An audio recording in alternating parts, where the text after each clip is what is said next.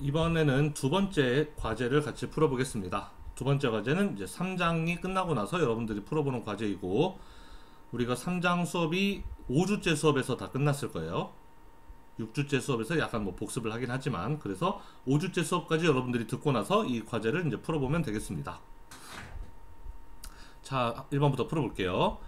Y3K의 매출액은 9,980, 총 자산은 3,140, 부채 비율은 25%이다. ROE가 16%라면 당기순이익은 얼마인가 그랬네요. 자, 그러면 ROE를 이제 구할 건데, 뭐 매출액이랑 다 나오네요. 자, 우리가 여기 잠시만요.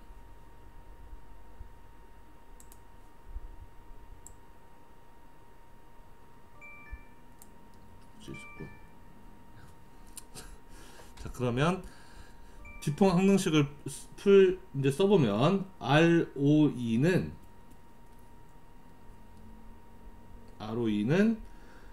프로핏 마진, 잠깐만요, 이렇게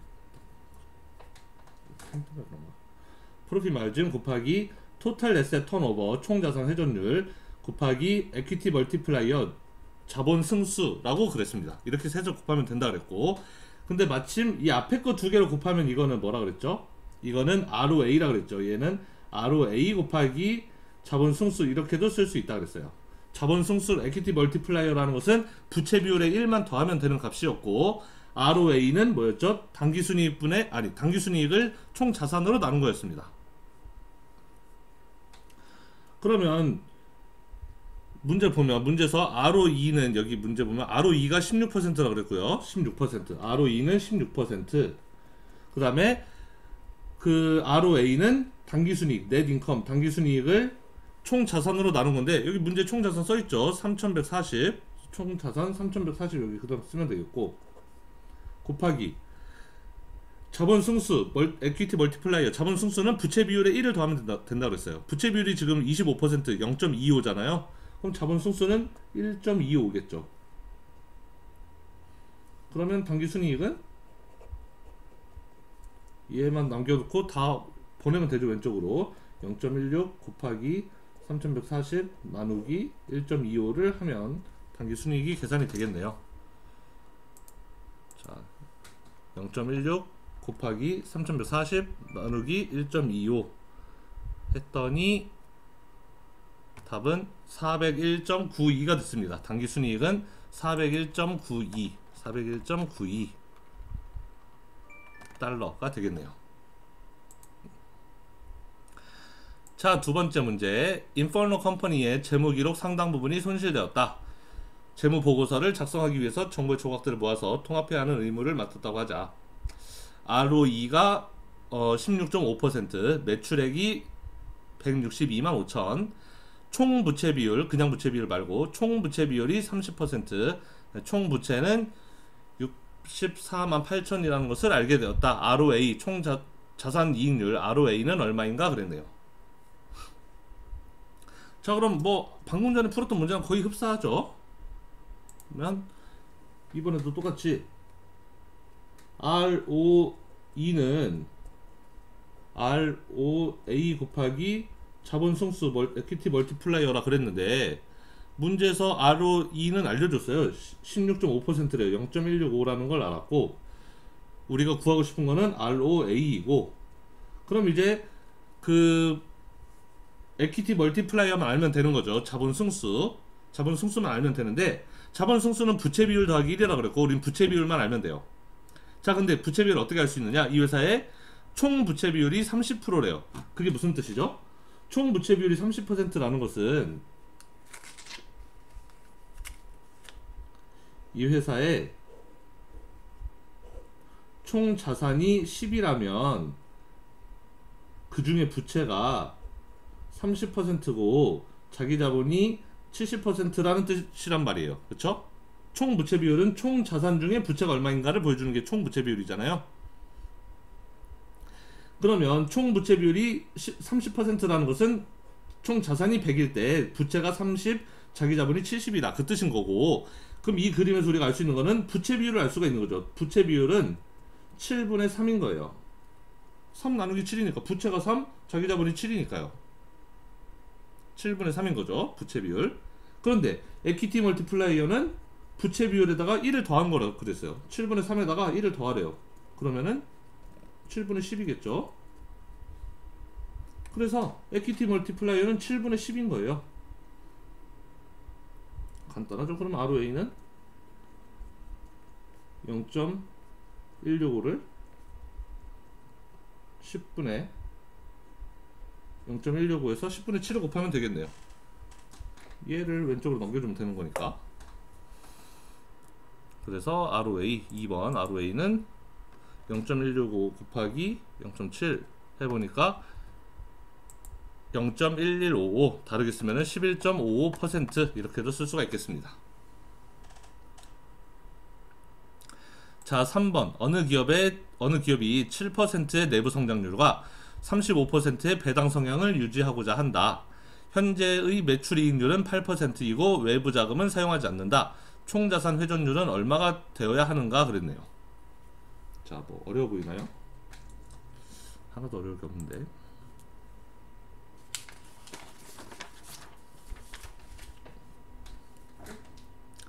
자, 그러면 또 풀어보면 내부 성장률이 7%래요. 내부 성장률.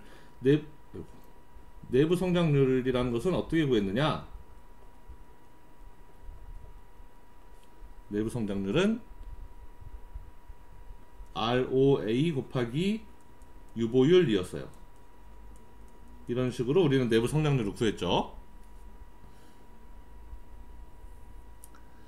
자, 문제를 봅시다. 근데 이제 총 자산 회전율까지 구하라 그랬고, 자, 그러면은 이 기업은 내부 성장률이 7%이고 내부 성장률이 7% 0.07, 그다음에 그거는 ROA 곱하기 유보율이 여기 배당 성향이 35%라는 거죠. 배당 성향이 뭐였냐면 기업이 당기순이익 중에서 배당으로 주는 비율이 배당 성향이에요. 그럼 그 나머지 비율은 전부 유보율이라고 그랬죠. 어차피 당기순이익은 배당으로 주거나 아니면 유보이익으로 남기거나 둘 중 하나니까 배당 성향이 35%라는 얘기는 유보율은 65%라는 이야기예요. 이 회사의 유보율은 65%인 겁니다. 1에서 배당 성향을 빼면 그게 유보율이니까.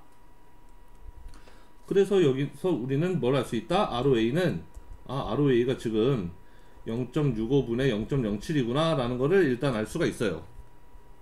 그쵸? 0.65 왼쪽으로 넘겨주면 되니까요. 자, 그런데 이 회사의 매출이익률을 알려줬어요. 지금 8%라고. 그리고 이제 외부 자금을 사용하지 않는다 했죠. 외부 자금을 사용하지 않으니까 우리는 내부 성장률을 지금 이제 사용하는 거예요. 내부 성장률이라는 뜻이 외부 자금을 사용하지 않을 때 가능한 성장률이 내부 성장률이었잖아요.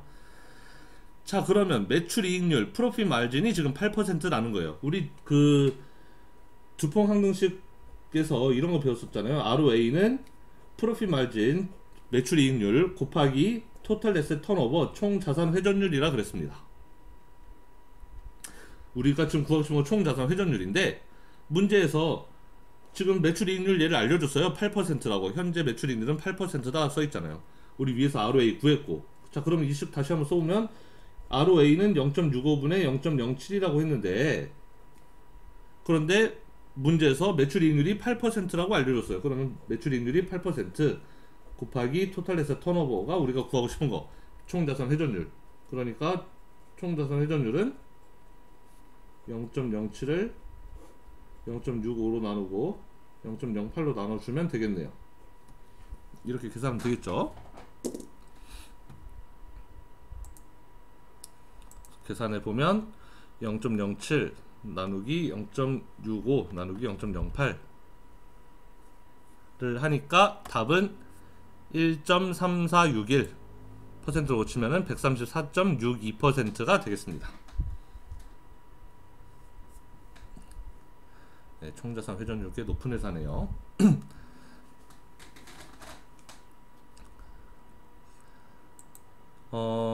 이번에는 재무 비율 계산하는 거 한번 봅시다. 여기 나와 있는 값들을 활용해서 재무 대차들표로 써놨네요. 재무상태표란 말을 요즘 많이 쓰는데, 어쨌든 재무상태표 손익계산서를 가지고 이 각종 비율들을 하나하나 구해볼게요.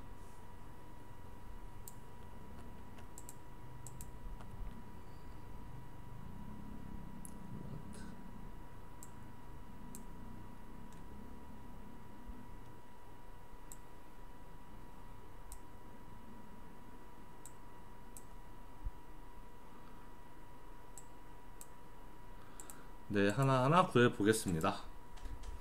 글씨가 작아서 잘 안보이나요? 자, 맨 처음에 유동비율.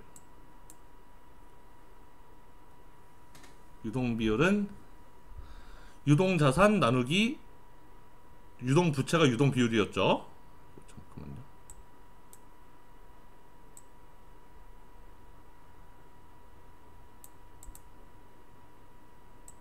그래서 유동비율은 유동자산이 지금 여기 유동자산의 총계가 16,536 나누기 유동부채는 총계가 3,714네요. 3714로 나누면 유동비율이 되겠습니다. 유동비율은 4.455. 그거를 퍼센트로 고쳐 쓰면은 네, 445.23%가 되겠네요. 네, 퍼센트로 쓰면은 다 이렇게 퍼센트로 한번 써보죠. 자, 그 다음에 당좌비율. 당좌비율은 뭐였냐면 유동자산 중에서 유동자산이 16,536 있었는데 그 중에서 재고자산은 빼고 계산하라는 게 당좌비율이었어요. 9,873만큼은 빼고 거기서 유동부채로 나눠라. 3,714로 나눠라 라는 게 당좌비율이었죠. 계산해 보니까 1.794. 그래서 퍼센트로 치면 179.40%가 되고요. 현금비율. 현금 나누기 유동부채였죠. 현금이 2,505가 있고 이렇게 나누기 유동부채 3714 나눠주면 현금 비율은 67.45%가 됩니다. 네, 이렇게 써도 맞고 이렇게 써도 맞아요. 저는 아마 시험에서는 이렇게 퍼센트로 쓰라고 할 것 같은데 네, 퍼센트로 쓰기 위해서는 이 값을 소수점만 뒤로 두 자리 보내서 퍼센트로 딱 붙여주면 되는 거죠. 자, 총 자산 회전율. 자산을 얼마나 매출액으로 많이 돌렸나 하는 겁니다. 그래서 매출액에서 총 자산을 나누면 돼요. 이 회사는 매출액이 124,380 124,380이 총 매출액이었는데 그거를 총 자산 여기 68,657로 나눠주면 됩니다. 총 자산 회전율은 1.81이고 퍼센트라면 181%가 돼요. 자, 재고자산 회전율. 재고를 1년 동안 몇 번 회전시키는지 걔는 매출 원가를 재고자산으로 나눠주면 되는 거였죠. 매출 원가가 64,805예요. 여기 보면은 매출 원가. 재고자산은 여기 9,873이죠. 따라서 나누기 9,873을 나눠보면 재고자산은 6.56. 얘는 굳이 퍼센트로 쓰지 않는다 그랬죠. 얘는 그냥 횟수랑 관련된 값이니까요. 재고자산 회전율이라는 것은 1년 동안 재고를 6.56번, 대략 6번 반 정도 재고를 회전시킨다. 재고가 9,800 정도 보통 있는데 그거를 6번 비우면 1년이 지나간다. 이런 뜻이라고 그랬어요. 매출채권 회전율, 매출액에서 매출채권으로 나누는 거였죠. 매출액 여기 124,300 있고 그래서 매출채권으로 나누면 돼요.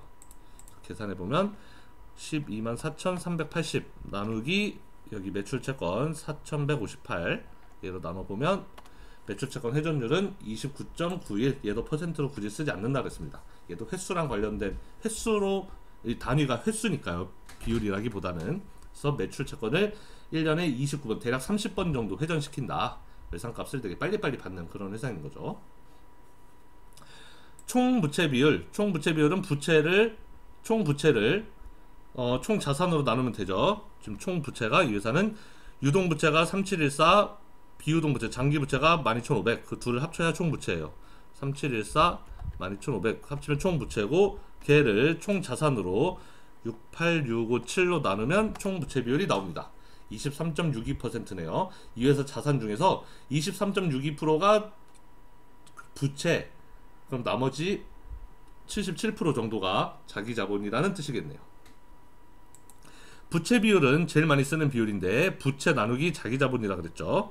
부채가 3714 더하기 12500이 부채였고 나누기 자기 자본, 여기 자기 자본 총계가 52443이죠. 52443으로 나누면 자기 자본으로 나눠서 30.9% 정도가 이렇게 나왔습니다.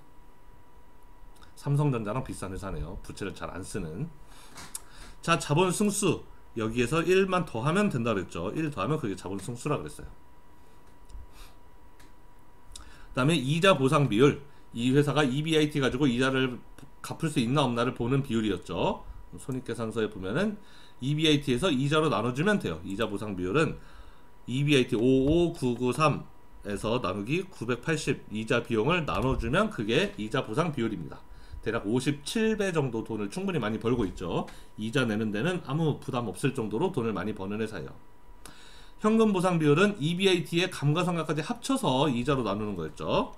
그래서 EBIT가 55013이었는데 아이고 55993이었는데 거기에서 3582 감가상각까지 더하고 그 다음에 걔를 이자 비용으로 나눠라. EBIT 더하기 감가상각 거기서 이자로 나누는 게 현금 보상 비율 이렇게 해주니까 60배 정도 버는 거예요. 충분히 돈을 현금을 많이 확보하는 회사다라는 걸 알 수가 있습니다. 자, 매출이익률 당기순이익 중 매출액 중에서 몇 프로가 당기순이익으로 남는지 그걸 보는 값이었죠. 당기순이익이 35758인데 당기순이익 걔를 매출액으로 나누면 돼요. 1, 2, 4, 3, 8, 0으로 나누니까 매출이익률이 약 28.7% 정도, 매출액의 28%가 당기순이익으로 남는, 즉 나머지인 71% 정도는 이제 그 외 비용, 각종 비용이나 뭐 세금 이런 걸로 다 빠져나가는 거죠. 자, ROA는 당기순이익 35758을 뭘로 나누죠? 총 자산으로 나누면 되죠. 자산이 68657이에요. 이 회사는 자산을 활용해서 당기순이익을 무려 52.08%나 만들어내는 회사예요. 이런 회사 거의 없습니다. 거의 없다고 봐도 돼요. 총 자산의 50%를 당기순이익으로 만드는 회사는 있으면 빨리 이런 회사 주식 사야죠. 이렇게 ROA가 높은 회사는 거의 없습니다. 저는 본 적이 별로 없는 것 같아요. 삼성전자가 총 자산이 300조 정도 됐는데 당기순이익은 20조였잖아요. 채 10%도 벌기가 쉽지 않다는 거죠. 이 회사는 무려 50%나 벌고 있네요. 자, 그 다음에 자본이익률. 자본이익률은 당기순이익, 아까 당기순이익 여기 35758 이 값을 자기 자본으로 나누면 되겠습니다. 자기 자본이 52443이니까요. 52443으로 나누면 ROE가 68.18%. ROE는 ROA보다 좀 더 크게 나온다. 언제? 이 회사가 빚을 쓸 때. 빚을 이 회사는 그다지 많이 쓰는 회사가 아니죠. 지금 부채 비율이 30%밖에 안 되잖아요. 빚을 많이 안 쓰니까 ROE가 ROA에 비해서 높긴 하지만 그냥 살짝 높은 정도인 겁니다. 자, 그래서 다 구해봤고, 그 다음에 5번 에이버크롬비 앤 피치랑 앤 테일러랑 그 2007년에 다음과 같은 수치를 기록하였다. 주당 순이익, 장부 가치 대비 시장 가치 비율, 그리고 주가이익 비율 per PER을 구하여라 그랬습니다. 자, 해봅시다.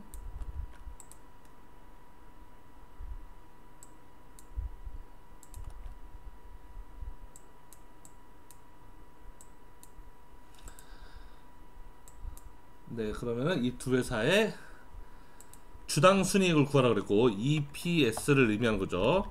Earnings per share. 네, EPS를 구하고, 그 다음에 장부 가치 대비 시장 가치 비율, 우리말로 하면은 MTB 레이시오, 그리고 뭐 그 금융시장에서는 보통 PBR이라고도 부르기도 합니다. 프라이스 북 밸류 레이시오겠죠. 그리고 주가이익 비율 PER, 프라이스 어닝스 레이시오입니다.